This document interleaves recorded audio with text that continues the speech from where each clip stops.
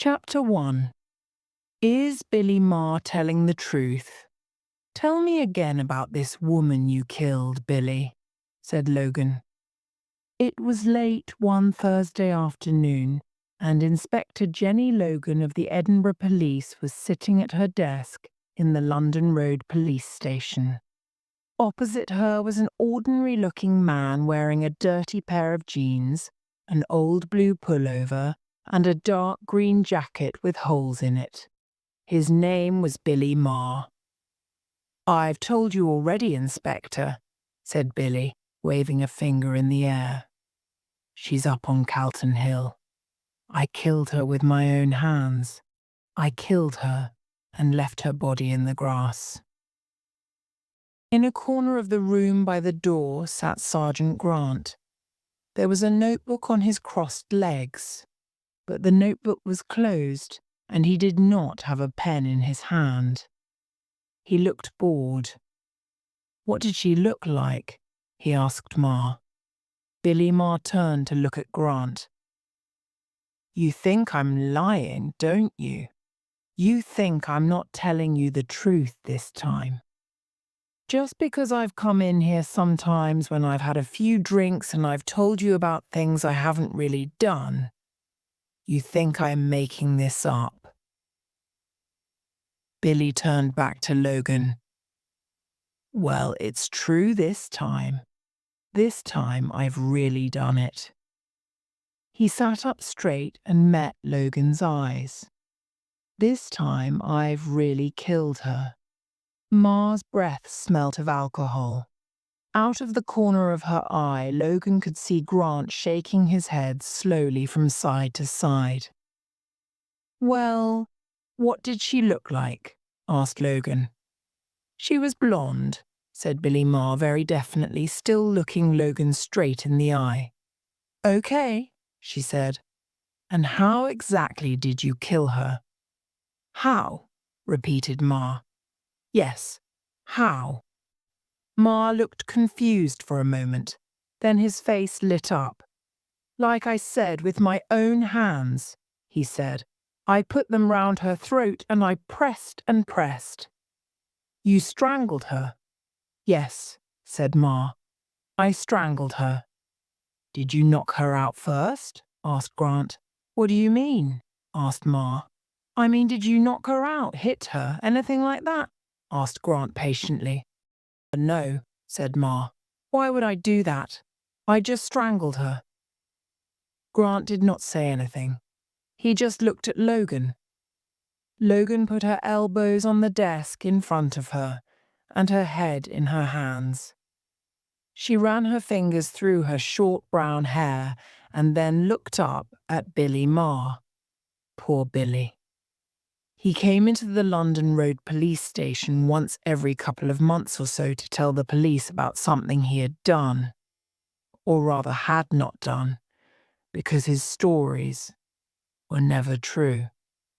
"Okay, Billy," said Logan. "Sergeant Grant will take you downstairs and show you out."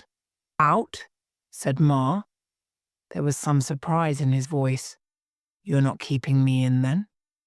"No, Billy," said Logan. "We're letting you go. You see, if you try and strangle someone and they're conscious, they fight back at you. There aren't any cuts or scratches on your face or hands where this poor blonde woman tried to fight you off. Because of that, I don't think you killed anyone at all, Billy. So goodbye, and off you go." There was an edge of anger to Logan's voice. Billy was wasting police time, but to take any action would waste even more time. The best thing to do was to listen to him and send him away. Grant stood up and so did Marr. But then Marr pointed at Logan. "You'll be sorry you let me go," he said. "I told you this time was different. This time I really did it." And then he turned and left Logan's office with Sergeant Grant close behind him. Logan sat back in her chair and looked out of the window. It was a cool and cloudy September day. A few leaves on the trees in the park over the road had started to change colour. Within a few weeks they would turn a rich golden brown, Edinburgh preparing for another winter. Logan hoped it would be a peaceful one but thought it unlikely. Edinburgh was a big city with all the usual problems that big cities had. There was a quiet knock at the door and Sergeant Grant came back into the room. "I've got rid of Billy," he said, "and I told him I didn't want to see him again until well after Christmas." Logan shook her head and smiled sadly, her anger gone. "He's a strange one, isn't he?" she said. "Just wanting the attention, someone to talk to. But can you actually imagine Billy killing anyone?" Grant shook his head and started to say something, but Logan's phone rang. She picked it up. "Inspector Logan." Grant watched as her eyes opened wide in amazement. "We'll be there," she said, putting the phone down. She looked at Grant. "They've found the body of a young woman on Calton Hill, blonde, dead." Grant's mouth opened in surprise. "Find Billy Marr and get him back here," ordered Logan. "I'll get up to Calton Hill and I'll be back as soon as I can."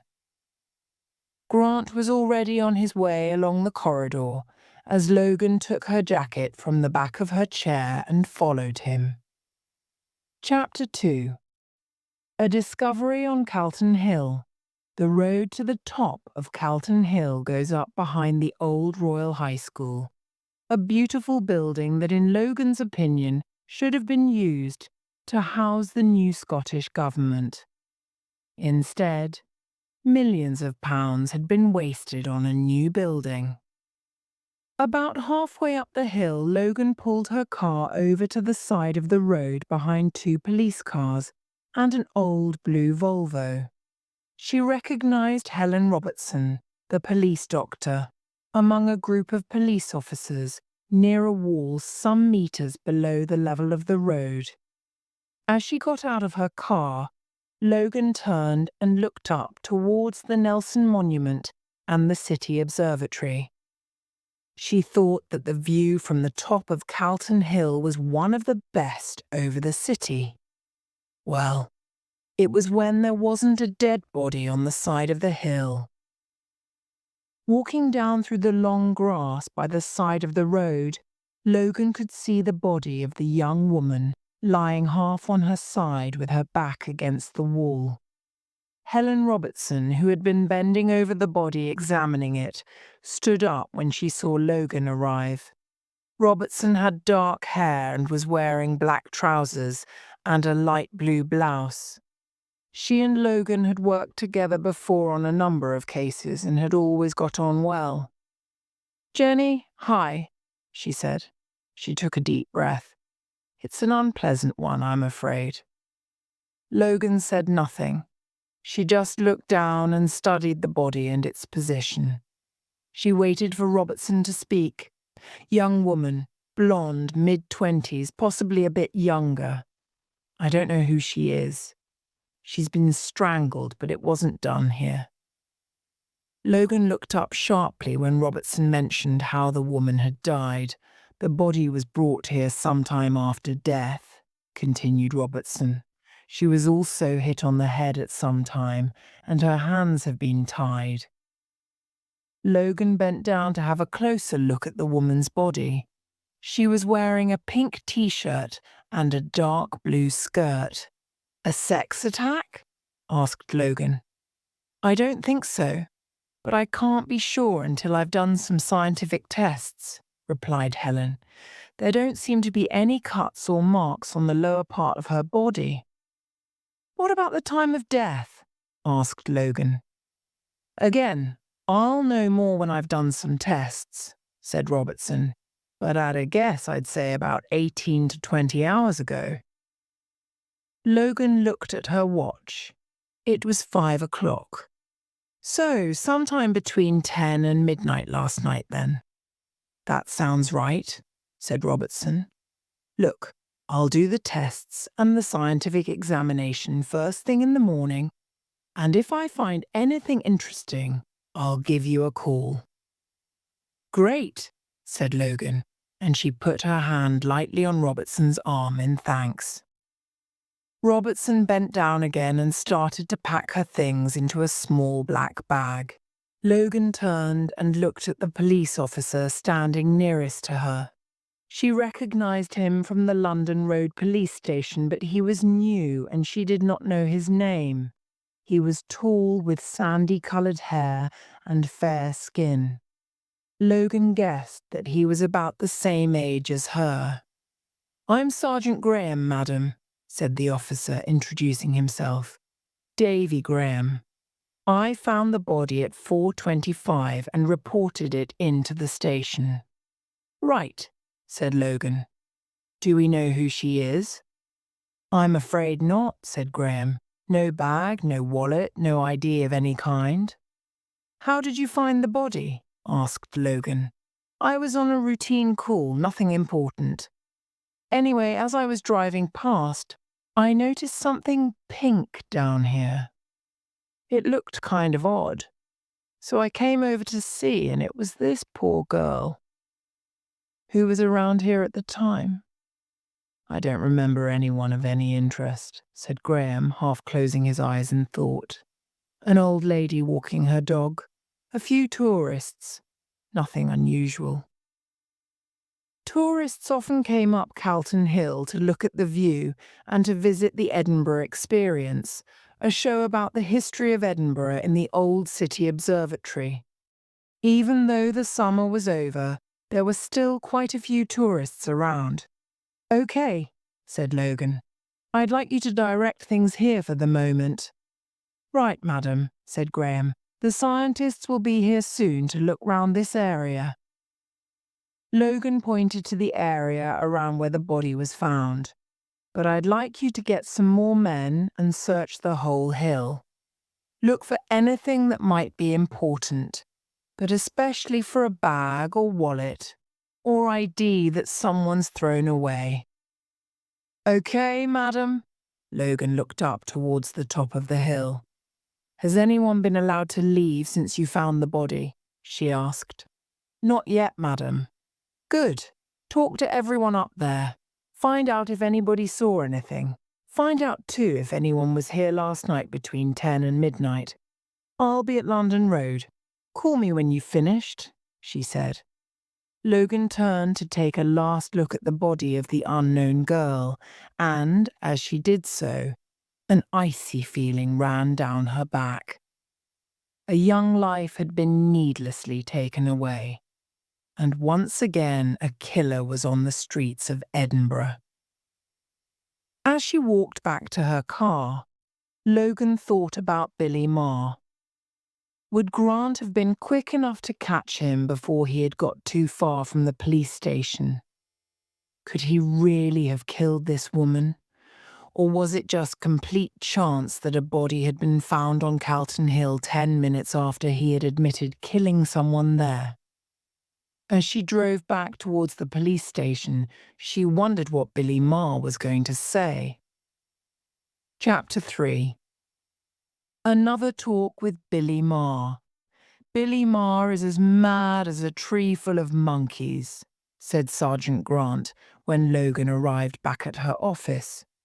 "You found him then," said Logan. "He was just round the corner, in a cafe on Leith Walk. When he saw me go past, he ran out after me, shouting, 'Here I am! Here I am!'" Logan smiled at the thought, but her face quickly became serious again. "You've had more to do with Billy Marr than me," she said. "Do you really think he could be a murderer?"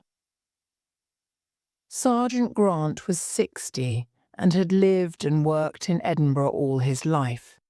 Logan had worked with him for the last 4 years, and she knew he had an excellent memory and was a very good detective. If there was anything useful to know about Billy Marr, Grant would know it. "I've known Billy since he was a kid," said Grant, And he's certainly an odd guy. He was strange at school, and he's even stranger now. But could he kill someone? Grant shook his head. I think it's very unlikely. He looked at Logan. Admittedly, the dead person is a young woman, and I would guess that Billy's never had normal relationships with women, but even so. Grant shook his head again. I'd be very surprised if it was Billy. Logan put her jacket over the back of her chair and moved towards the office door. Let's go and talk to him again, she said. And we'll have to try and forget about his regular visits here and keep an open mind. Do we know who the woman is yet? Asked Grant. No, replied Logan. We haven't found any ID. She looked out of the window at the darkening sky. They're still looking up on Calton Hill, but it'll soon be too dark. An hour and a half later, Logan and Grant were still sitting with Billy Marr in a small interview room in the London Road police station.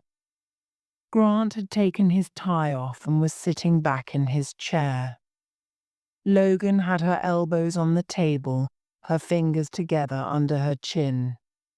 She was looking at Marr, who was sitting opposite her. A cassette recorder was on the table recording their conversation. Logan spoke. Billy, I've been patient for as long as I can, but I'm beginning to get angry. Billy just looked at her without speaking. Logan continued. You say you met this woman. She was young and blonde, and you strangled her on Calton Hill sometime in the early hours of this morning. That's right, said Billy. He was watching Logan carefully as if he wasn't quite sure what she was going to do. You see, my problem is this, continued Logan. You won't tell me where you met this woman or what you talked about. You can't tell me who she was. You haven't told me how you managed to strangle her without her fighting back and leaving scratches on your face. And you've told me that you killed her on Calton Hill, but I know she wasn't killed there. I killed her, said Billy. I put my hands round her throat and strangled her. He sat with his hands on his knees and looked at Logan. Logan closed her eyes for a moment and then opened them again. Right, she said, her teeth pressed tightly together in anger. I'm ending this interview, Billy. I'm keeping you here tonight, and I'll want to talk to you again in the morning. And I'm warning you, I want the truth from you, or you're going to be in serious trouble. Logan left the room with Grant close behind her.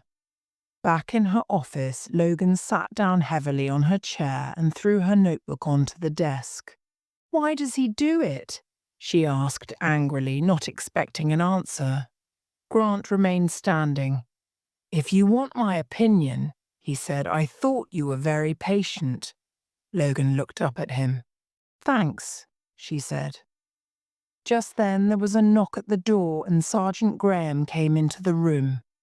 We managed to finish searching Calton Hill before it got dark, he said. And? Asked Logan. Nothing, I'm afraid. There were a few old cigarette packets and things like that which we've sent to the scientists, but I'd be surprised if they find anything. And nobody there saw anything. He put a piece of paper on Logan's desk. Names and addresses of the people who were there, in case you need them. Logan gave the paper a quick look and then put it to one side. It was unlikely to be useful, but you could never be sure. Okay, she said. Thanks for your help. Graham remained standing in the doorway. Is it right that you've been interviewing Billy Marr about this? He asked. Logan looked up. Yes. Why? She asked. Well, I happened to see him last night. Where was this? Asked Logan. Over on Lothian Road. There was a bit of trouble in an Indian restaurant. We were called. The trouble was nothing to do with him, but he was in the restaurant. What time was this? Asked Logan. About midnight. He was still there when we left at 1. Had he been there long, do you think? Oh, yes. One of the waiters mentioned that he'd come in early in the evening. Logan and Grant looked at each other.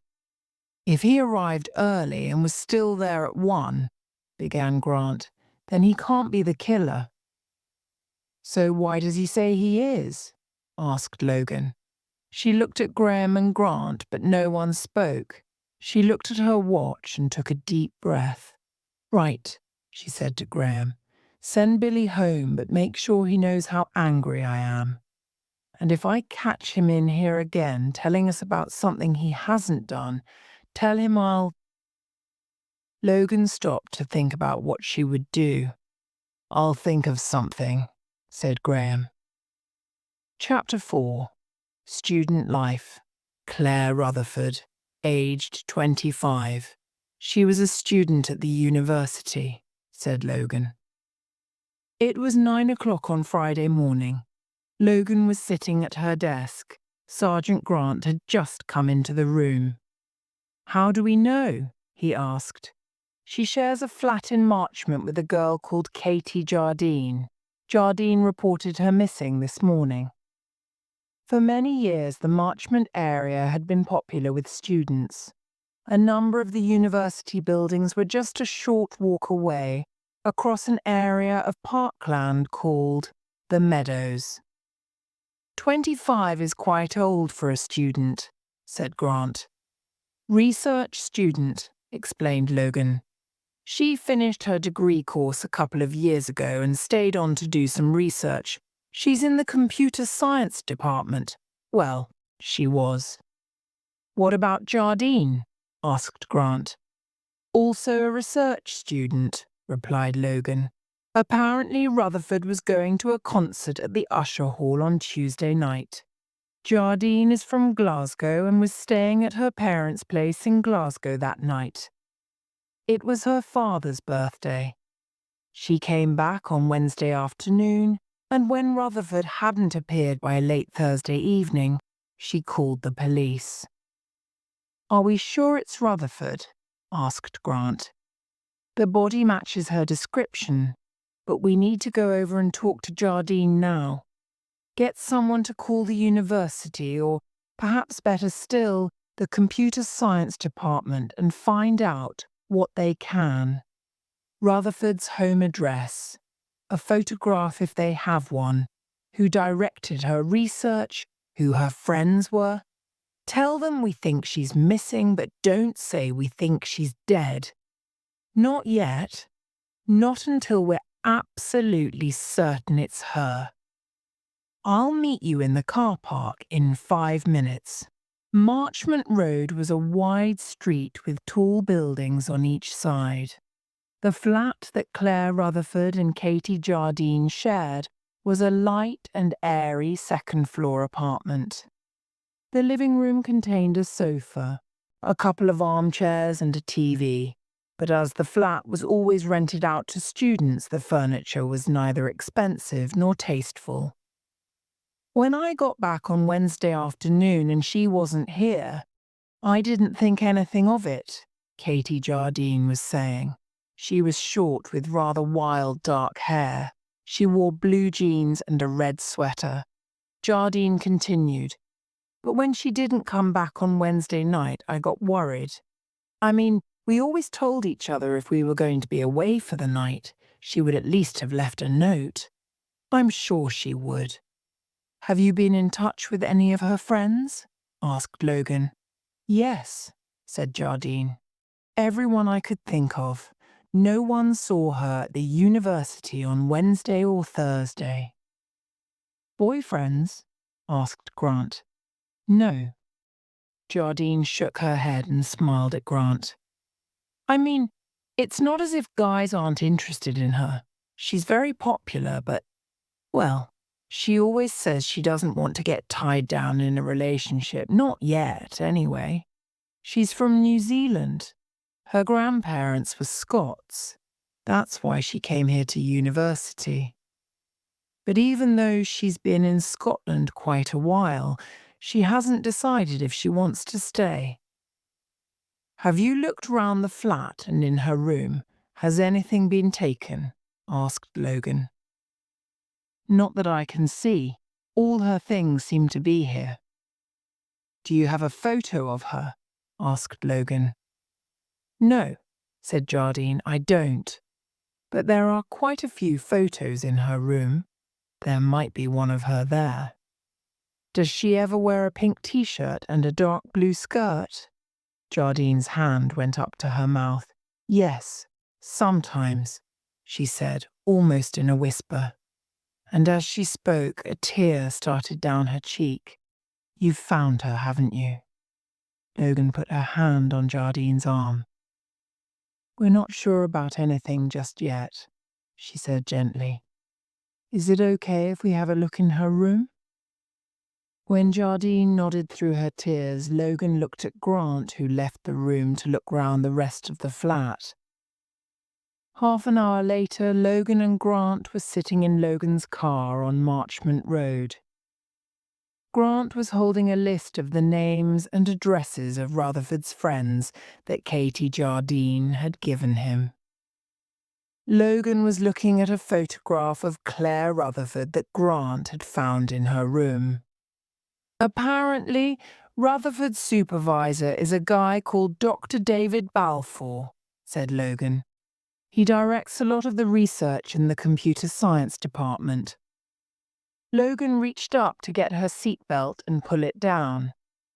He's got an office in King's Buildings out on West Mains Road, she continued. I suggest we go and see him. We're going to need someone to look at the body and tell us for certain that it's Claire Rutherford. We can't really ask Katie Jardine, can we? No, said Grant. It would break the poor girl's heart.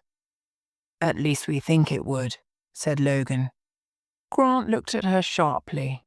I'm sure you're right, she said, but we still need to check that Katie Jardine was at her parents' house on Tuesday night. True, said Grant.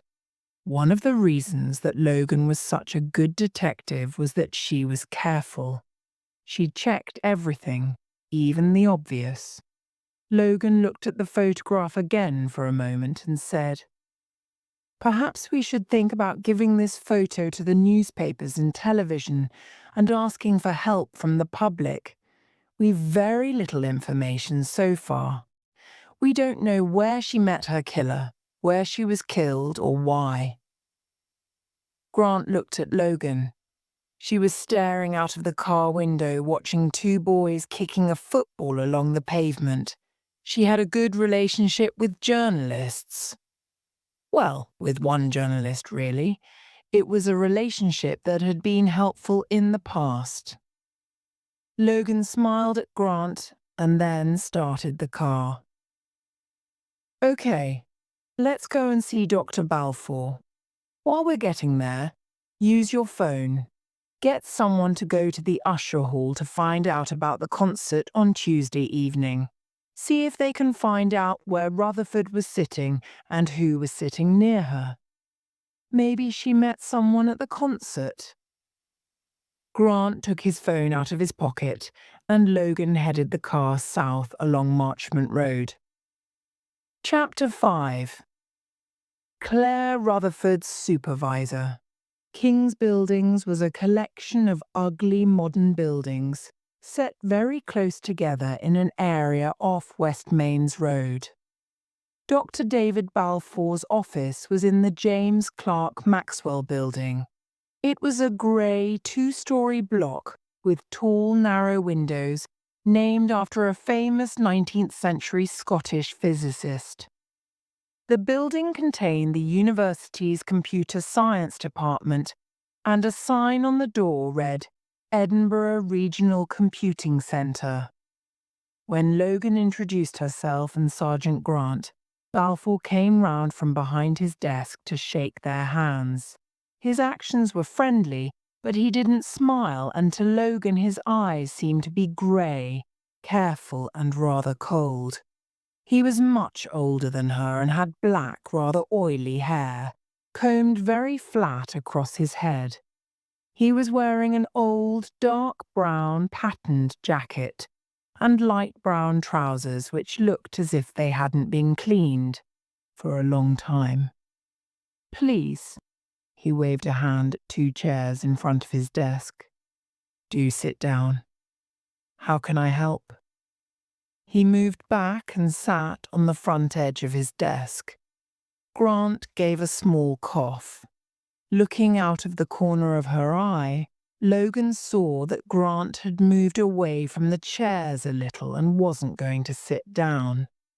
Logan decided to remain standing too. She was as tall as David Balfour, but if she sat, he would be looking down at her. That was an advantage she did not want him to have. "Thank you," she said. "I'll stand." Balfour said nothing. He looked at Grant and then back at Logan and smiled. Not nervously, thought Logan, which was what most people did when the police walked in. It was more of an unpleasant smile. "Dr. Balfour, I'm afraid I've got some bad news for you," said Logan. "Oh," replied Balfour, and the smile dropped from his face. "I understand you direct the work of a research student called Claire Rutherford." Logan paused as Balfour nodded agreement. "Well," Logan continued, "we found a dead body on Calton Hill yesterday evening, which we believe to be her." "Oh no!" Balfour's hand went up to his mouth. "God, that's awful! Poor Claire!" Logan watched him carefully. He was saying all the right words, but his eyes seemed to be without feeling. Perhaps they were always like that. Then, for a moment, he looked as though he was going to cry. Logan and Grant looked at each other. "How did she die? Was she murdered?" asked Balfour. Logan looked back at Balfour. "Yes, she was," she said. "Oh no, how awful," said Balfour. He looked out of the window, lifted his head and bit his bottom lip. "You directed her research," said Logan, inviting him to tell her more. "Well, yes, I did," said Balfour, turning back to Logan. His eyes still seemed watchful. He went on. "I have a number of students working on different research programs. I check how they are getting on, make sure they know what they're supposed to be doing, make sure they explore all the right areas. And, of course, if they have any problems, research problems or personal problems, they can always come and talk to me." Logan wondered if students would want to take their personal problems to someone like Balfour. He did not seem an especially caring sort of person. "And did she have any?" asked Logan. "Did Claire Rutherford have any problems?" "Not that I know of," said Balfour, raising his eyebrows a little. "She was very adult, very intelligent." "Popular?" asked Grant. "Yes, she seemed to have a lot of friends." "A favourite one?" asked Grant. "You mean a boyfriend?" asked Balfour, his mouth unsmiling, his eyes still empty of feeling. "Not that I know of. No." "And how did you get on with her?" Logan asked.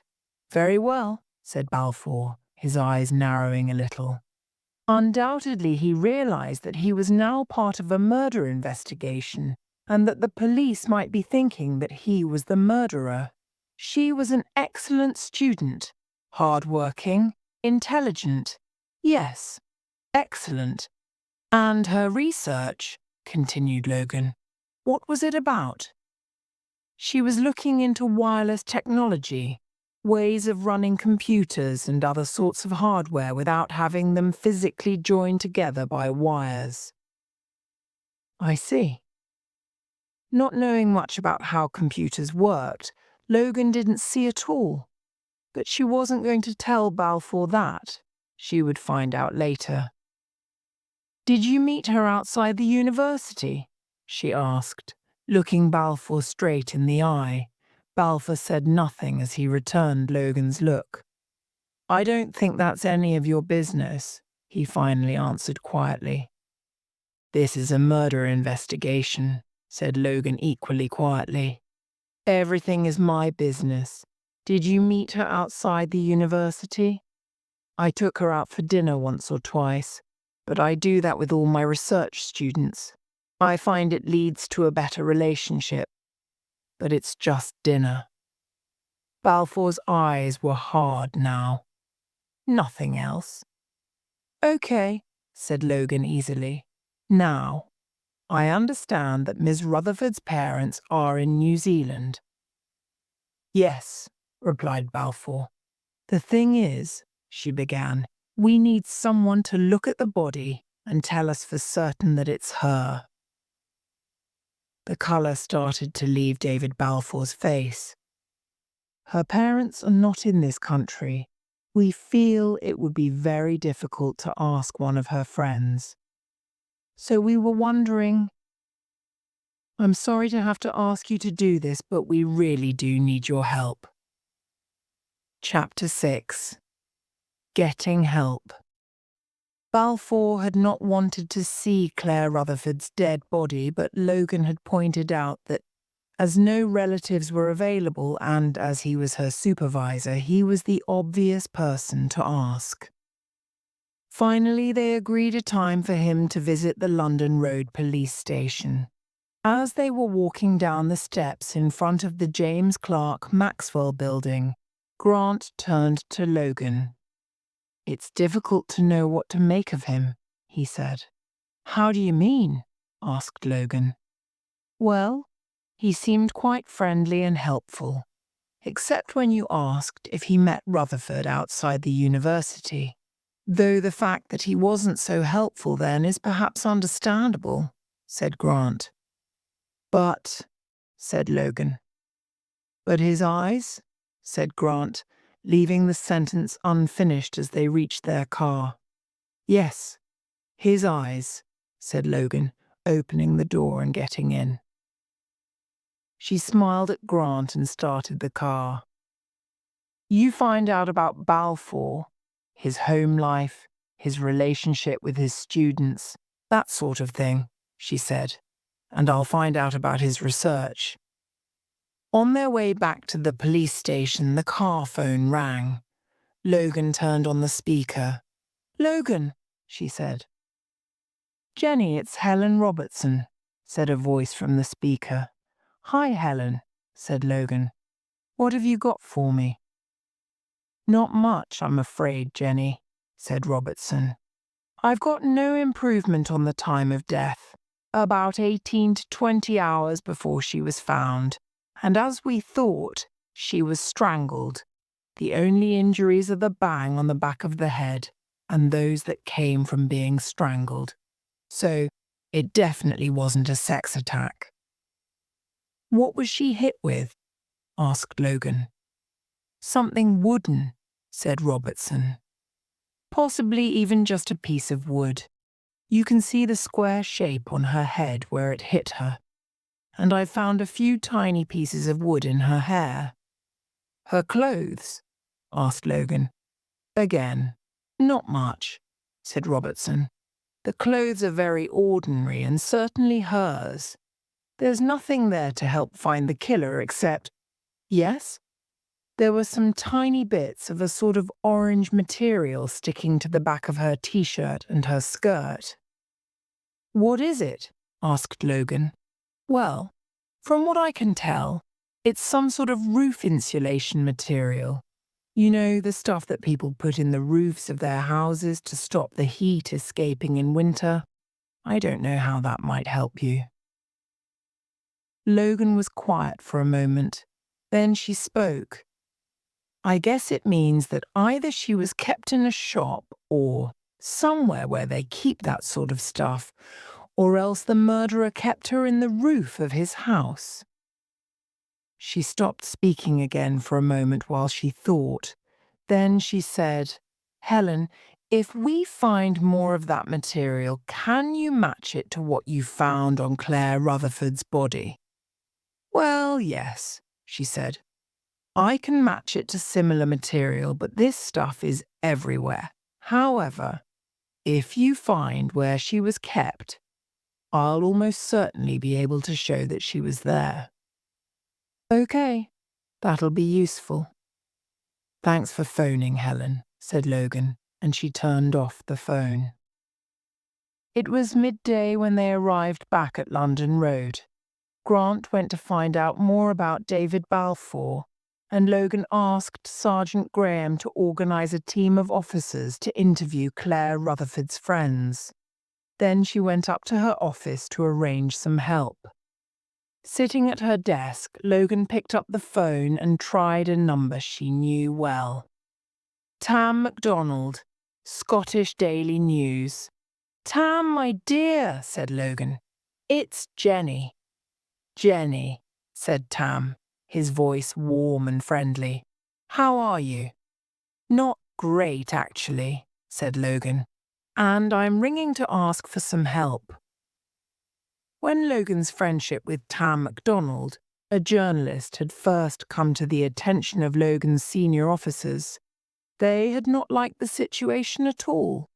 They liked it even less when the friendship developed into a more serious relationship, but they had to admit that it had not yet been a problem. In fact, just over a year ago, Tam had saved the police a lot of time by finding a criminal who had recently escaped from prison. "What's the problem, Jenny?" asked Tam. "You don't sound your usual self." Tam MacDonald usually joked with Logan about the police asking journalists for help. However, he realised from Logan's voice that this was not a good time. "I'm sure I don't," replied Logan. "I'm working on the Calton Hill murder. The main problem is information. We think we know who the girl is now, but—" Logan pushed her fingers back through her hair. "It's just taking a long time to find out anything. I mean, she's been dead for 36 hours and her name is about the only useful piece of information we have." "That doesn't sound like the Jenny Logan I know," said Tam. "You're not usually so pessimistic. Tell me how I can help, and then I'll take you out tonight to cheer you up." The following day, Claire Rutherford's picture was on the front page of the Scottish Daily News. Tam obviously had friends in television too, as the photo appeared on a number of television news programmes. Anyone who had seen her on the Tuesday evening of her disappearance was asked to ring the London Road police station. Police were especially interested in anyone who had seen her at the Usher Hall, or between the Usher Hall and Marchmont after the concert. A team of officers spent the weekend answering calls. Although Grant and Logan investigated the more interesting ones, they got no further in finding the murderer. Then on Sunday evening, there was another disappearance. Chapter 7. Another student disappears. "Francis Stewart," said Sergeant Grant, reading Logan information from his notebook. "Called Fran by her friends. Age 25. University student. She has a room in a flat in the new town, Drummond Place. The owner of the flat, a Mrs. Dalwhinnie, rang in a few moments ago. Apparently Fran went out to a party last night and she hasn't been back since. The party was at the home of one of her university teachers." "She might have just met some guy at the party," said Logan, "and gone back to his place." "I suggested that to Mrs. Dalwhinnie," said Grant with a small smile. "And she told me at some length what is wrong with the world today. Mrs. Dalwhinnie has a loud voice and strong feelings about what is right and wrong. Logan smiled. Apparently, Grant continued, Fran Stewart is the perfect young lady. Her parents are friends of Mrs. Dalwhinnie, and she and Mrs. Dalwhinnie go to church together every Sunday evening. That's why Mrs. Dalwhinnie is sure that Fran is missing. Grant spoke in a different voice, obviously trying to sound like Mrs. Dalwhinnie. My Fran would never miss a Sunday evening without telling me. Logan smiled again and stood up. I think we'd better go and have a word with her. I thought you might say that, said Grant. She's expecting us. The New Town is the part of Edinburgh immediately north of Princes Street. It is still called the New Town, even though it is over 200 years old. In some ways, it is the most beautiful part of the city. It has wide streets and large squares with grand houses built around private parks. Mrs. Dalwhinnie's flat was in one of these big houses. Mrs. Dalwhinnie was a big woman in her late 50s. She was wearing a grey dress with a grey, pink and blue scarf around her neck. She had attractive shoulder-length grey hair and wore half-moon glasses on the end of her rather large nose. I hope you are not intending to repeat any of the suggestions about Fran's behaviour that your sergeant mentioned over the phone, said Mrs. Dalwhinnie in her rather loud voice. Just because some young people have no idea how to behave properly, it doesn't mean that everyone is the same. Indeed, Mrs. Dalwhinnie, said Logan. Sergeant Grant didn't mean to suggest that Miss Stewart would misbehave in any way.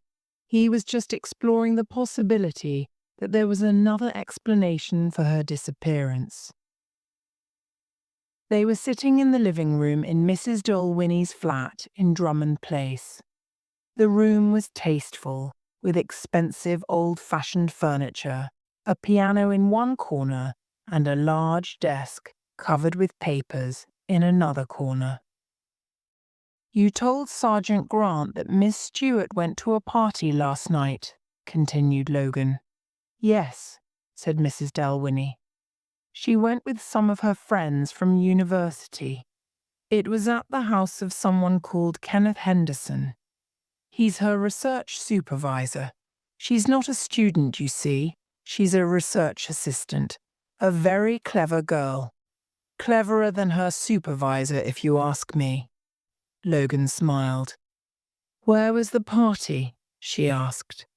Hope Terrace, said Mrs. Dalwhinnie, passing Logan a piece of paper. I've written the address down here for you.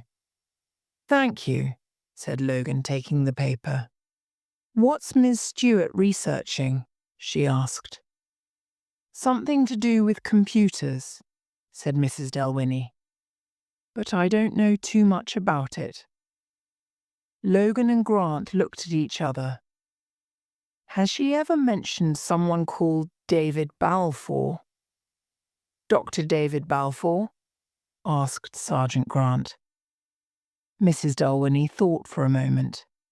I don't think so, she started slowly. But it's possible.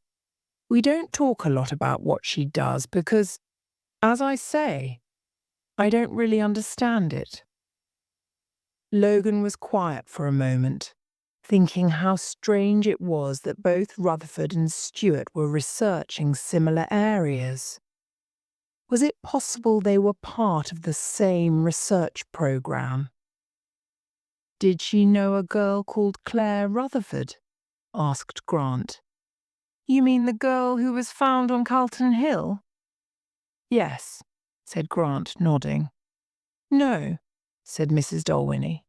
We talked about that, of course. Fran knew who she was, but she didn't really know her. Grant had no more questions, so he looked across at Logan. How did Miss Stewart go to the party? Asked Logan. She walked, said Mrs. Dalwhinnie. Even though Claire Rutherford had recently been murdered? Mrs. Dalwhinnie seemed to sit up even straighter. Inspector, we cannot hide ourselves away. We cannot let a handful of criminals stop us from going about our daily lives. Fran walked everywhere in Edinburgh. It's one of the nice things about Edinburgh, don't you think? Although it's a city, it's small enough to walk just about everywhere. Logan agreed, but she didn't say so. Instead, she asked, and would she have walked home afterwards? Of course. Even if it was very late? Asked Logan. Yes, said Mrs. Dalwhinnie, looking away from Logan for the first time and out of the window. We always said that the streets of Edinburgh were safer than in other cities, Inspector. I'm just hoping we were right.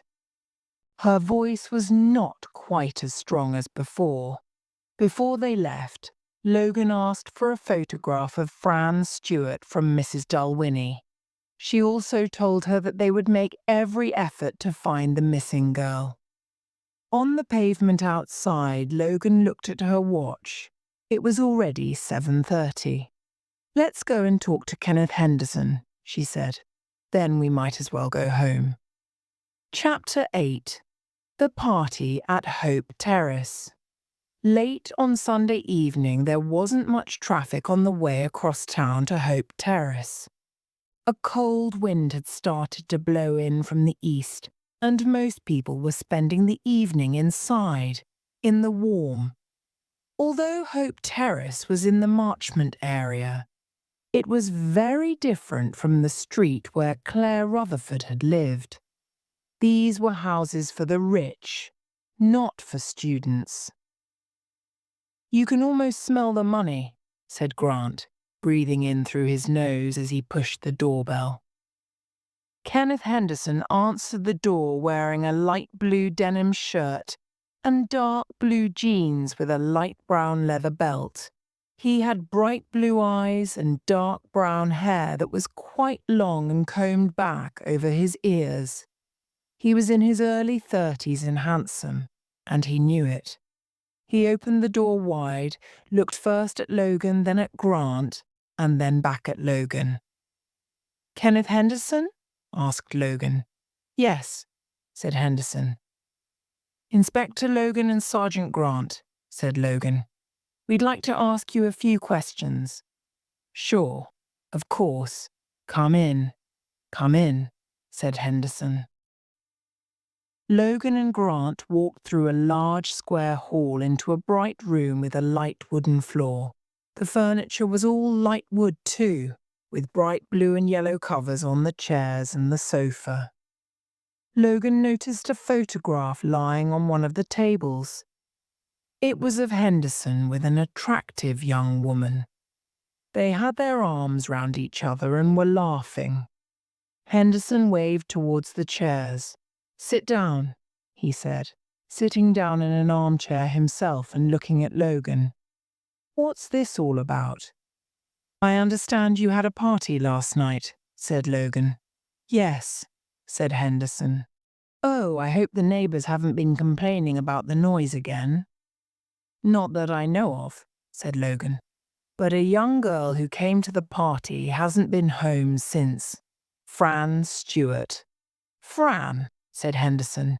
Yes, she was here. She left fairly early, as I remember, about 1 o'clock. I happened to notice what the time was when she came to say goodbye, but nobody else left until about 4 in the morning. Henderson seemed quite relaxed. Did you know Claire Rutherford? Asked Logan suddenly. Oh, God! Henderson sat forward. You don't think the same thing has happened to Fran? We're keeping an open mind, said Logan, watching him carefully, but we're giving it our full attention. Well, yes, I can understand that, replied Henderson, getting comfortable in the armchair again. So, repeated Logan, did you know Claire Rutherford? Well, sure, I knew who she was, but we never had anything to do with each other professionally or privately, said Henderson, giving Logan a big smile. Who else was at your party? asked Logan. People from the university, said Henderson. Students, teachers. David Balfour? Asked Grant. Yes, David was here for a time. Henderson smiled again. But he's not really a party animal. He probably left early. What do you mean, probably? Asked Grant. Henderson looked at Grant. Grant was 60 with thick black hair and a large black moustache. His clothes, as always, looked rather old. A blue jacket and grey trousers. He did not look much a party animal either. Well, I don't check when my guests arrive and leave, said Henderson. And some people just leave when they want to go home. They don't come and say goodbye. Anyway, sometimes I can be difficult to find. Again he looked at Logan, raised his eyebrows and gave her a big smile. I sometimes end up in the bedroom. Logan looked at Henderson but did not smile. She was attractive and she knew it. But being attractive was not always a help to a police officer. Because she was good-looking, people did not always take her seriously. She did not like it when that happened. Your girlfriend? She pointed at the photograph on the table. Ex-girlfriend, said Henderson, stretching lazily and putting his hands behind his head. Still looking at Logan, he continued, The position of girlfriend is open at the moment. It's a great opportunity for the right woman. A difficult position to fill, I would think, she said, rather sharply. Grant looked across. Logan never got angry, even when questioning difficult people. But there was always a first time. Henderson laughed and looked a little uncertain. Perhaps you'd be kind enough to give Sergeant Grant a list of everyone who was at your party, said Logan. Then she stood up and started looking at the pictures and the books in the room, her lips pressed tightly together. In a little pile she found 3 photographs. She picked the photos up and looked at them. Henderson with 3 different young women. Obviously, the position of girlfriend wasn't so difficult to fill, even though Henderson was, in her opinion, far too pleased with himself. Silently, Logan warned herself to be careful. She must not allow any dislike of Henderson to affect the investigation. She heard Henderson finish the list of names. I understand Miss Stewart was a research assistant. What was she like? Asked Logan, looking down at Henderson. Hard-working, replied Henderson thoughtfully. Hard-working and not much fun. A bit too serious, really. Then he smiled at Logan. I mean, I invited her because I work with her, but I was surprised when she turned up. She really needs someone to show her how to have a good time. Logan said nothing. She just placed the photos carefully on the table by Henderson's chair. Thank you for your help, she said. We'll be back if this becomes a murder investigation. Logan said nothing on the way back to the London Road police station. Neither did Grant. When they arrived there, it was almost 9 o'clock. As Logan turned off the car engine, she asked, What have you found out about David Balfour? Only that he doesn't have a criminal record, said Grant. But I've got a cousin who works in the university and I'm meeting him for a drink in half an hour. Ask him about Henderson too, said Logan. Chapter 9. Another talk with David Balfour. Monday morning started badly for Logan and soon got worse.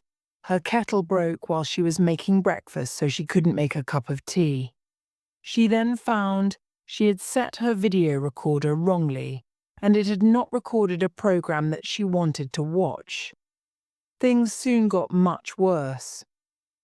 When she arrived at the London Road police station, she was told that Francis Stewart had been found dead near Craigmillar Park golf course. Driving out to the golf course, Grant told Logan what he had discovered about David Balfour and Henderson. Apparently, there's a big question about Balfour's job at the moment. The university want to kick him out, but they're having to be very careful. Why's that? Asked Logan. Well, they want him out because he's not doing his job. He's okay at teaching and getting his students through their exams. But these days, universities expect their staff to bring in money from research, especially the computer science staff. New technology makes good money. And Balfour isn't bringing in good money. No, said Grant. He isn't bringing in any money. So why are they having to be careful? Asked Logan. Well, his wife died last year after a long illness. Ah, said Logan, wondering if that explained his strange behavior and dirty clothes. Everyone feels that his work has been poor because of that, explained Grant. I see, said Logan. A difficult situation. And what about Henderson? It seems he's the golden boy of the computer science department, said Grant. Logan made an impolite noise to show that she did not share this opinion. He's popular with students and staff, and he gets good results. But more importantly, he manages to bring in a lot of money to the university. Grant said nothing for a moment, then looked at Logan and smiled. But, he said. Logan smiled and waited for Grant to go on. She was pleased that there was a but about Kenneth Henderson. Some people wonder if all the money that should go to the university from Henderson's work does actually go to the university. You mean the big house? Suggested Logan. Exactly, continued Grant. Not many people can afford a big house in Hope Terrace on a university salary and a research percentage. What's a research percentage? Asked Logan. Well, if a researcher develops something that the university then sells, the university keeps a third of the money, the researcher's university department gets a third, and the final third goes to the researcher. I see, said Logan. Some people think Henderson is making too much money, that he must be keeping some back from the university. And Grant paused again to let Logan enjoy the fact that there was more to come. Some people think he has not been completely honest about his research. How do you mean? Asked Logan. Well, last year the university sold a computer program to an American company. There was some disagreement about who developed the program, Henderson or one of his students. In effect, people are saying he has stolen research from his students. Logan was quiet for a few minutes after Grant finished talking. Finally, she spoke. I need to find out more about what these girls were researching. It might be important. Also, we need to know where Balfour was when Claire Rutherford was murdered, and what time he left Henderson's party and where he went. We didn't ask him before, but then we didn't know Francis Stewart was dead. Right, said Grant. By the way, we've checked and Katie Jardine was with her parents last Tuesday night. Logan and Grant arrived at the Craigmillar Park golf course shortly after Helen Robertson, the police doctor. The body was in a group of trees not far from the road. It was also not far from King's buildings, thought Logan, and that might well be important. Robertson was bent over the body as Logan and Grant reached the trees. She heard them arrive but did not look up. Eventually she completed her examination and stood up. I'm afraid it looks very similar to the last one, she said. Off the record, I'd say you're looking for the same person who killed the girl at Calton Hill. I might be able to be certain later. The three of them stood looking out over Edinburgh for a moment. Arthur's Seat, with its mountainous parkland, was away to the left. Craigmillar Castle in the distance in front of them. Logan wondered who they were looking for. And why was this person killing? Was it to do with sex? Murder often was. Or was there another reason? Money, for example. Or could it be professional jealousy? She took a deep breath and turned to look at the body. She recognized the face from the photo that Mrs. Dalwhinnie had given her, even though the girl's tongue was sticking out and her face was blue round her mouth and lips. Like Claire Rutherford, Frances Stewart had been a pretty young woman, slim and with long waist-length red hair. She lay now in a light green blouse and a long dark green skirt, her beautiful hair falling over the green grass. "Tell me about it," said Logan. "She was strangled too," said Robertson. "But this time it looks as if the killer didn't use their hands. They might have used a scarf or a belt or something like that. I'll tell you more when I've examined the body. Time of death, about midnight last night, give or take half an hour each way." "Okay," said Logan. "Again, there are no scratches on the body and no signs of any sexual activity that I can see. Though, of course, that doesn't mean that sex wasn't a reason behind the murder." "True," said Logan. "It's always a possibility." "Anyway," said Robertson, "I'll get you my report as soon as I can. Oh, and as before, her hands have been tied at some time." "Thanks, Helen." Logan turned to Grant. "Organize a search of the area. Then we'll go and see Dr. Balfour again." Logan and Grant found David Balfour in his office on West Mains Road. He appeared to be wearing the same clothes as the last time they had met.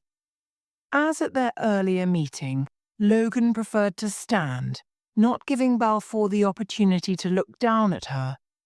Also, as at their last meeting, she found his eyes odd.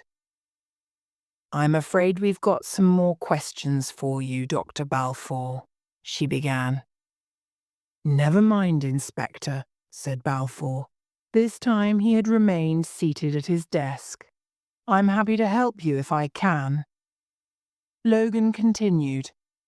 "First of all, we'd like to know where you were last Tuesday evening, and then we'd like to know where you were between 10 and midnight on Wednesday evening." "Let me think," said Balfour, pushing his hair back with his hand. "On Tuesday evening I went to the Usher Hall. There was an Irish band playing that I wanted to see." Grant and Logan looked at each other. "Who did you go with?" asked Logan. "No one," replied Balfour. "I went on my own." "What did you do after the concert?" asked Logan. "I went home," said Balfour. "On my own." "Did you see Claire Rutherford at the concert?" "No." "I didn't know she was interested in Irish music," said Balfour. Then suddenly he realized the importance of Logan's questions, and his hand flew up to his mouth. "Oh, God! Was she at that concert before she disappeared?" he asked. "How awful!" "You're sure you didn't see her there?" asked Grant. Balfour just shook his head and looked rather sadly at the desk in front of him. "And what about between 10 and midnight on Wednesday evening?" asked Logan. Balfour thought for a moment. "I was having a drink with some friends in Mathers." Mathers was a bar in the West End of Edinburgh. "Till when?" asked Logan. "About 11:30, said Balfour, still looking down at the desk. "Names and addresses," said Logan. Balfour gave the names and addresses of 3 other university teachers, and Grant wrote them in his notebook. "The other question," said Logan, "is what time did you leave the party on Saturday night?" Balfour looked up quickly. "What party?" he asked. "Kenneth Henderson's party." "You were there, weren't you?" asked Logan, but it wasn't a question. "How do you know?" Logan and Grant said nothing. They just looked at Balfour and waited. Balfour looked from one to the other and realized he wasn't going to get an answer to his question. "I left about 12:30, said Balfour. "I don't like parties much." "And afterwards?" asked Grant. "Afterwards, I went straight home." "Do you know someone called Frances Stewart?" asked Logan. "I know the name because she's in the computer department, but I don't know her. She works for Kenneth." "Why?" "So you didn't speak to her at the party on Saturday night?" asked Logan. "Not that I know of," said Balfour. Logan took the photograph of Fran Stewart out of her pocket and passed it to Balfour. Balfour took the photo and gave it a quick look. "Yes, that's her," he said, "but I certainly didn't speak to her. To be honest, I don't even remember her being there." Logan took the photo back. Balfour looked up. "Why are you asking these questions?" he asked. "Because Fran Stewart disappeared when she left that party, and we found her body this morning," said Logan. "She's been murdered too." Logan looked hard at Balfour. He shook his head slowly from side to side, a look of disbelief on his face. Chapter 10.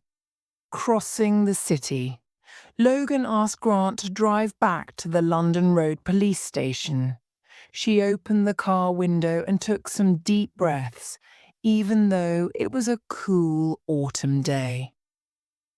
"There are some things that need checking," she said to Grant. "Find out where Balfour was sitting in the usher hall. I want to know if he could have seen Claire Rutherford while he was there. Find out who's interviewing the other guests at Henderson's party and make sure they ask if anyone saw Balfour and Fran Stewart in conversation at any time. And finally get hold of Billy Marr again." "Billy Marr?" asked Grant in surprise. "Yes, I get the feeling he must have seen Claire Rutherford's body on Calton Hill," said Logan. "What I can't work out at the moment is why he thinks he killed her." Grant smiled. He had almost completely forgotten about Billy Marr, but it was no surprise to him that Logan hadn't. She often followed unusual lines of thought. "And," said Logan, as ideas continued to hurry into her mind, "let's get a list of all the researchers in the computer science department and their supervisors. I don't know what we're looking for, but it might be worth a try." They pulled into the car park at the police station and got out of the car. "And get some lunch," said Logan. "Then we'll go and see Henderson. I've got some more questions for Golden Boy." Grant smiled. He went off to do what Logan had asked him to, while she went upstairs to her office. At first, she just stood and looked out of the window. There was a park on the other side of the road, and children played in it at all times of the year, in sunshine, snow, or even rain. She looked at the children playing there today and wondered what type of adults they would become. Adults who worked, slept, and played, or adults who stole, fought, and killed. She had been investigating murder cases for 4 years now. The job didn't seem to get any easier. She still found it difficult to accept the idea that one person could take another person's life. But they did. She turned to look back into the room. On one wall was a large map of Edinburgh. She walked over to it and found the important places in the case. Calton Hill, the Craig Miller Park golf course. Her finger ran over the map. Where had the killer met these girls, she wondered. Was it at the same place? Still thinking about this question, she picked up a pencil from her desk. Claire Rutherford was walking back from the usher hall to her flat in Marchmont. Logan drew a line from the usher hall to Marchmont Road. Fran Stewart was walking back to Drummond Place from the party in Hope Terrace. Logan drew a line from Drummond Place to Hope Terrace. Where did the lines cross? The meadows. People did not walk in straight lines, though, thought Logan. And she looked again at the map, working out the way that each girl might have chosen to walk home. Would they both have walked through the meadows? Yes, they might. Was that where the killer met them? It was as likely as anywhere else, she thought. Just then the phone rang. It was Helen Robertson. Exactly the same as on Calton Hill, said Robertson. Everything the same. The bang on the head, the hands tied. She was strangled. And there's that roof insulation material on the blouse and skirt. Okay, thanks, said Logan. She picked the phone up again immediately to call Tam MacDonald. Tam, she said, I'm afraid I need your help again. Okay, Jenny, he replied. And if there's a story for me at the end, that would be good too. Logan smiled to herself. Tam, ever the journalist. She told him a bit about the recent developments in the case and explained some of her thoughts to him. What I'd like you to do, she continued, is to chat to some people up at the university and find out what's going on in the computer science department. Both the dead girls were doing research up there. I'd be happy to, Jenny, said Tam, but why don't you do it yourself? It is a murder inquiry after all.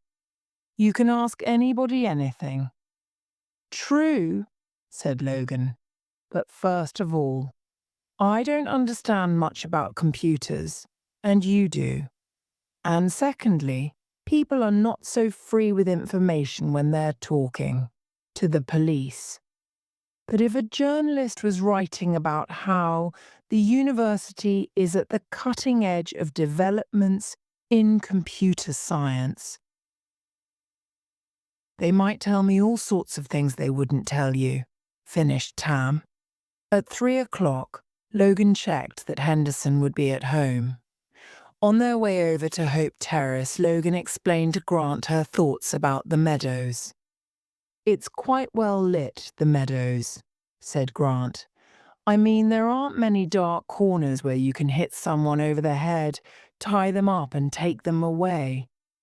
No, said Logan. I don't think that's what happened. I think the killer must have picked the girls up there and taken them somewhere else. Either the killer is very good at persuading people to go with him, or else the killer knew both the girls, and the girls weren't afraid of him. Or her, finished Grant. Right, said Logan. Now, Fran Stewart went missing on a Saturday night. I think it's very unlikely that there would be any sort of regular pattern of movement through the meadows on a Saturday night. You know, people who go through at the same time every Saturday. There's just people going out to pubs and clubs and restaurants, which they may or may not have done the week before. But Rutherford went missing on a Tuesday night, said Grant. Exactly, said Logan. And it's Tuesday again tomorrow. Tuesdays are far less busy than Saturdays, and there may be regular traffic. People going to and from work, regular Tuesday activities, that sort of thing. So tomorrow evening from, let's say, 9:30 to 12:30. I want to stop everyone in the meadows and ask them if they saw anything unusual the week before. Okay, said Grant, as they pulled in outside Henderson's house. "I'll get that organised for tomorrow evening." Chapter 11. A slow investigation. "Ah, the lovely Inspector Logan," said Henderson, smiling at her as he opened his front door. He was wearing a pink shirt, light brown trousers with a brown leather belt and brown shoes. His teeth were a bright white. Logan did not smile back. "I said we'd be back if this became a murder investigation," she said. "It has." "Oh," said Henderson. The smile disappeared from his face, and he opened the door wider so that Logan and Grant could enter the house. The living room looked exactly the same as the last time Logan and Grant had been there, except for a copy of the Scottish Daily News on the table. Logan sat on the blue and yellow sofa. Henderson took an armchair near her. Grant stood by the door. "Mr. Henderson," began Logan. "Please call me Kenneth," said Henderson. Logan looked Henderson straight in the eye. Getting friendly with Henderson was the last thing on her mind. Keeping a professional distance seemed a much better idea. "Mr. Henderson," she continued, "what time did your party start?" Henderson said nothing for a moment. He looked a little disappointed that Logan had refused to use his first name. Out of the corner of her eye, Logan could see Grant smiling to himself. Henderson coughed. "About 11 o'clock, he said. "A crowd of us went to the pub first. Then we came back here and a few more people arrived later." "When did Fran Stewart arrive?" "She got to the pub a mean 30, something like that," said Henderson. "I really can't remember." "And Balfour?" "I should think about 11:30. As I remember, he didn't come along to the pub first. He usually just comes for a short time so that people see him. Then he leaves. Like I said before, he doesn't like parties much." "Did you see Balfour and Stewart talking to each other?" "No, I don't think so," replied Henderson, looking out of the window as he thought about his answer. "Not that I remember, anyway." "Okay," said Logan. "Who did speak to her, then?" Henderson opened his arms wide. "Come on, Inspector, I can't remember that. I understand this is a murder investigation, and I'm very sorry about Fran, but I really can't remember who talked to who on Saturday night." Logan said nothing, waiting. Henderson stood up and walked over to the window. He turned back to look at her. "Down at the pub, everybody spoke to everybody. We were standing up and moving around all the time. When we came back here, I was too busy making sure everyone had a drink and something to eat and was looking happy." Henderson walked back to his armchair and sat down again. "I spoke to Fran for about 5 minutes in the pub about her research and for about 2 minutes here when she came to say goodbye. Other than that, I really didn't notice her. Like I said, she was a bit too serious." Logan sat back on the sofa and crossed one knee over the other. She brushed the leg of her trousers with one hand. "I understand you make a lot of money for the university," she said. "Yes," replied Henderson, looking rather pleased with himself. "You must make quite a bit for yourself, too," said Logan, waving a hand to show that she was talking about the house. "Oh, no," Henderson pointed at her. No, I know some people think I'm taking money that should really go to the university, but that's not true. The house and everything here used to belong to my parents. They're both dead and the house is mine. I get a university salary and a third of any money that my research makes for the university. That's the arrangement with the university, and I'm happy with that." He moved forward to the edge of the chair. And while we're talking about my work, you will also find people who say that I have stolen research from students and told people it was mine. And that's not true either, I take it, said Logan. Of course not. Henderson was very certain. There are often grey areas about whose research is whose, especially when people are supervising researchers. But I always try to be extremely honest about it. Logan said nothing. She just looked at Henderson for a moment. It was impossible to know if he was telling the truth or not. Sometimes she knew when people were lying or telling the truth, but not always. Then she asked, "What exactly are you and your team researching at the moment? Computer security? New ways of keeping information safe? Ways of stopping hackers? You know, people who get into computers to find out or steal information that they shouldn't have." Said Logan, hoping that Tam got back to her quickly about the research going on at the university. "What about David Balfour?" she continued. "I understand he doesn't make as much money for the university as you do." Henderson took a deep breath. "Poor David," he said, shaking his head. "He's a nice enough guy, but he's had a bad few years.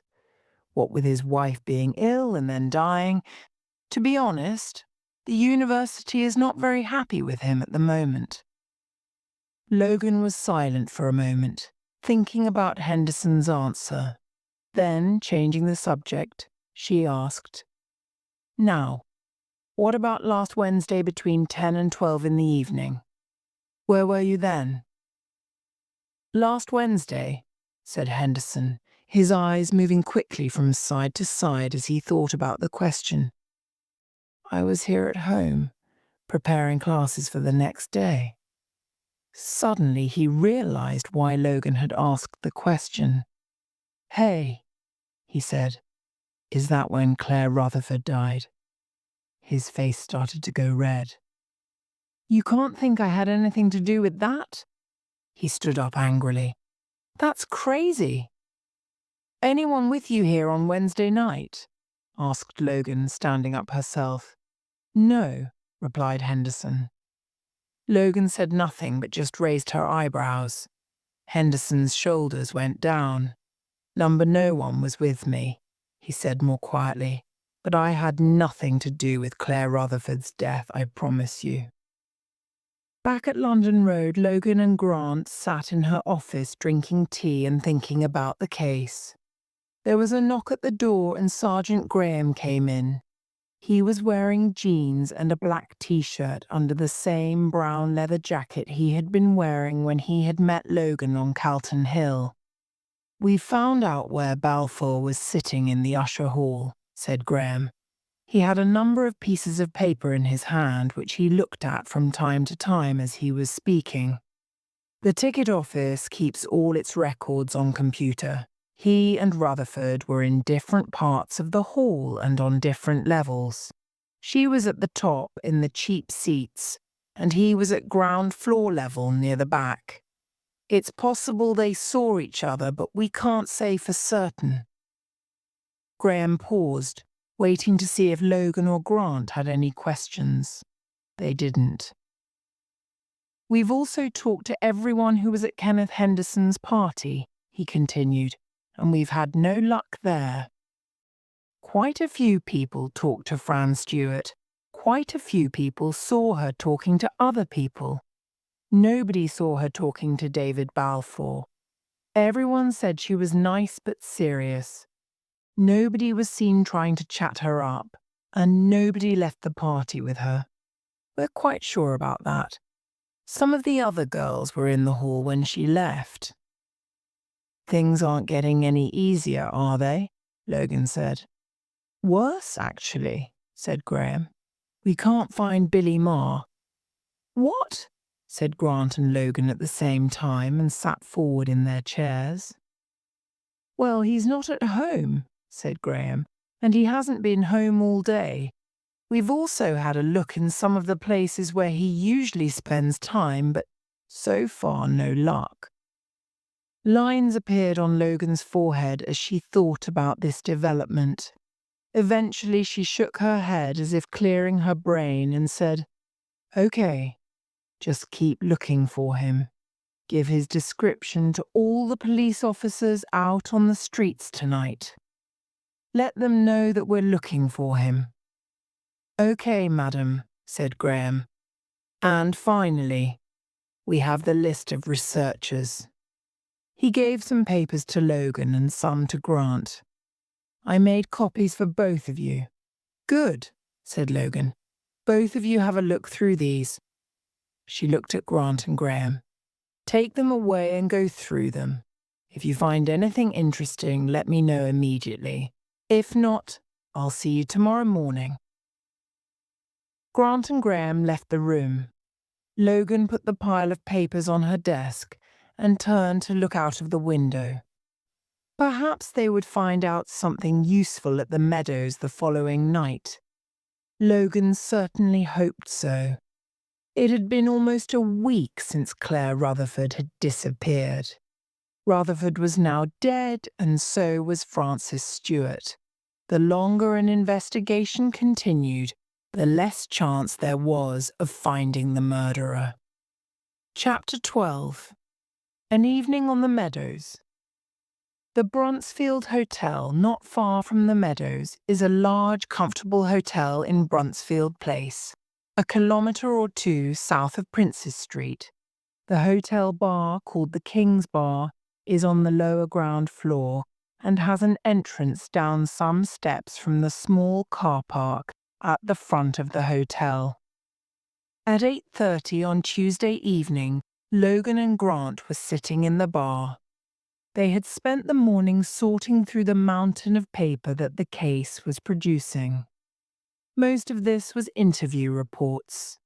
There were interviews with people who were at the Usher Hall, interviews with friends of Claire Rutherford and Frances Stewart, and interviews with the guests at Kenneth Henderson's party.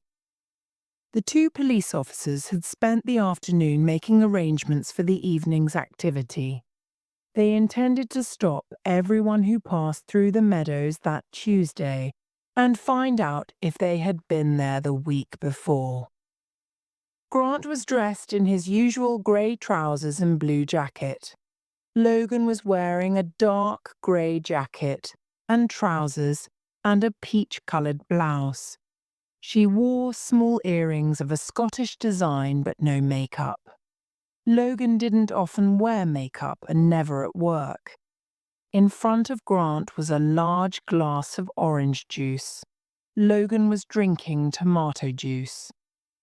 Having spent the whole day discussing the case, they had now moved on to talking about Grant's garden, Grant's nephews and nieces, and what he and Mrs. Grant were going to do when he retired in 3 months' time. Grant was 60 years old and was stopping work at the end of the year. Logan picked up her drink and finished it. She looked at her watch. "Okay," she said. "Let's go and see who can remember what they saw this time last week. There are a number of paths across the meadows with trees along them, and a road, Melville Drive, between the meadows and another green area of parkland called Bruntsfield Links." Police officers were stopping everyone, both in cars and on foot. They showed photos not just of Claire Rutherford, but also of Frances Stewart, and asked people if they had seen either of them. They asked especially if people had seen Claire Rutherford sometime after the concert the week before. Logan and Grant spent their time moving between the different groups of officers and keeping up to date with what was happening. As Logan drew near one of these groups, she heard a voice she recognized. "I think you'll find that I don't need to answer these questions. I've already spoken to Inspector Logan at some length," the voice was saying. It was Kenneth Henderson, and he was wearing an expensive and very fashionable brown leather coat. He hadn't seen Logan arrive, but turned as soon as he heard her voice. "I think you'll find you do need to answer these questions, Mr. Henderson," she said. "We have discussed Wednesday evening, as I remember, but not Tuesday evening. Where were you then?" Henderson looked at Logan. "Inspector, on Tuesday evenings I always play squash at the Lothian Squash Club on Coates Crescent." "Until what time?" asked Logan. "It depends," said Henderson. "What time did you leave the club last week?" Henderson thought for a moment. "I stayed for a drink afterwards. I guess I left about 10:30. "And you walked back this way, along Lothian Road, past the Usher Hall and up here across the meadows?" "Yes," said Henderson. "I always do." "Did you see Claire Rutherford as you were walking home last week?" As Logan asked the question, one of the police officers held forward a photograph of Claire Rutherford for Henderson to see. Henderson waved it away. "I know what she looks like," he said impatiently, and then corrected himself in a more gentle voice. "Looked like." He looked at Logan. "No," he said. "I didn't see her." Logan looked at Henderson for a long time without speaking. He had been walking past the Usher Hall at about the time that Claire Rutherford had disappeared. He might have been at home on his own when she was killed, but he might not. Francis Stewart had disappeared after leaving his party. He had certainly had the opportunity, but why would he have killed these two women? His love life seemed important to him. Had he asked both women out, and they had refused him? It seemed unlikely. He had suggested that he was interested in Logan but hadn't been especially worried when she had not shown similar interest in him. Was it something to do with research at the university? Was that really likely? She could take him down to London Road for further questioning, or she could make him sweat for a bit. She decided to make him sweat. "Mr. Henderson," she said, "you must admit it seems odd that Francis Stewart disappeared after your party and Claire Rutherford disappeared when you were both in approximately the same place. I'd like you to pop into London Road Police Station tomorrow sometime for a further chat about all this." Henderson took a deep breath. "At a time that suits you," said Logan. "Say, 4 o'clock tomorrow afternoon." And Logan turned and walked on to the next group of police officers. The questioning continued through the evening, but they got no more information. At 12:30, Logan walked over to a group of people standing on Melville Drive. She intended to thank the police officers for giving up their evening and to tell them to go home. However, as she reached the group, she saw a face she recognized. "It's Katie Jardine, isn't it?" she asked. "Oh, Inspector Logan." "Hello," said Jardine. Her hair was very wild today.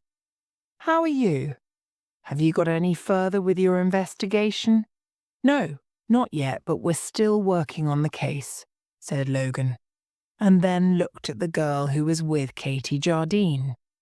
Jardine noticed Logan's look. "This is Karen," she said. "Karen Ramsey. She's a friend of mine." Karen Ramsey was easily 185 centimeters tall, Logan thought, and she was big too.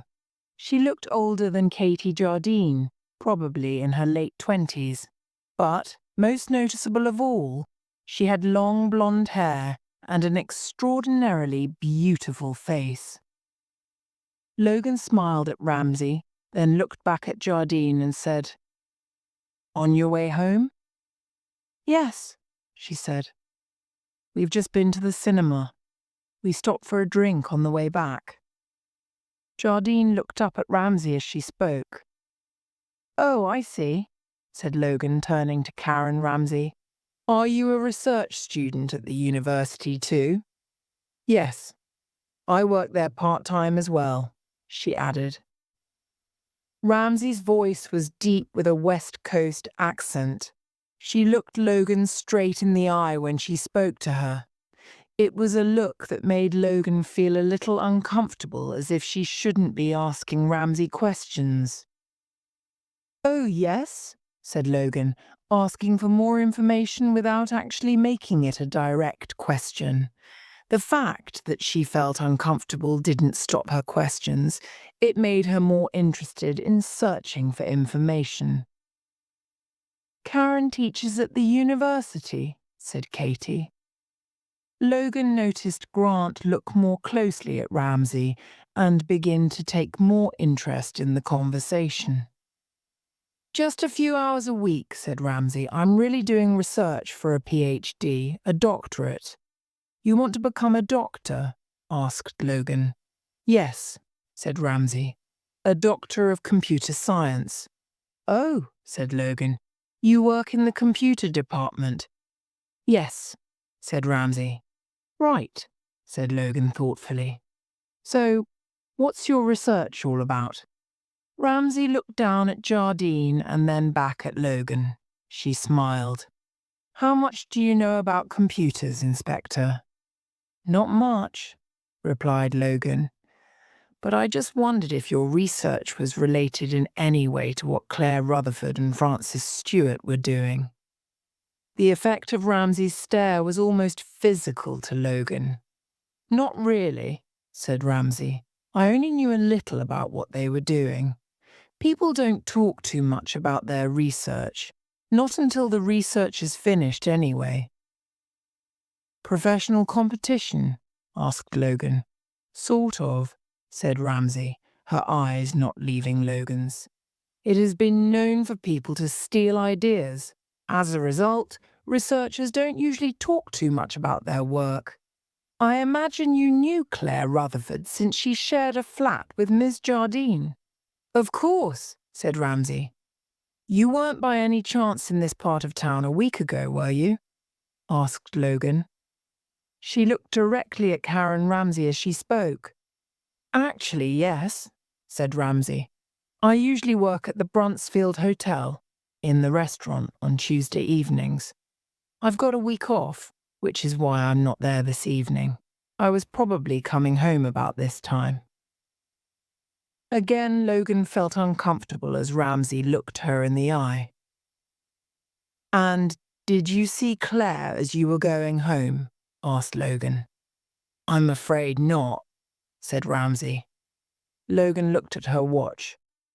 "Okay, thanks for your help," she said. "You better get off home." "Thanks, and good luck with the investigation," said Jardine as the two women set off towards Marchmont. Logan watched them walk away and then turned to Grant. "What did you think of Karen Ramsay?" she asked. "She's tall," said Grant, smiling. "You got interested at one point in the conversation, though," said Logan seriously. "Yes," said Grant. "That was when the university and the computer department were mentioned again. But I can't see how it could be important." "Nor can I," said Logan, pushing her fingers back through her hair. "And she was happy to tell us she was here last week. I just found her a little... well, I can't explain. Perhaps it's nothing to do with the case anyway." "Odd that she's working," said Grant. "Not really," replied Logan. "Students often have to work their way through university, even PhD students. A bit of teaching at the university, a bit of waitressing. It's quite normal, really." Logan looked round the meadows. There weren't many people still around at this time of night. "Right," she said. "I think we're finished here. Not that we've got any further.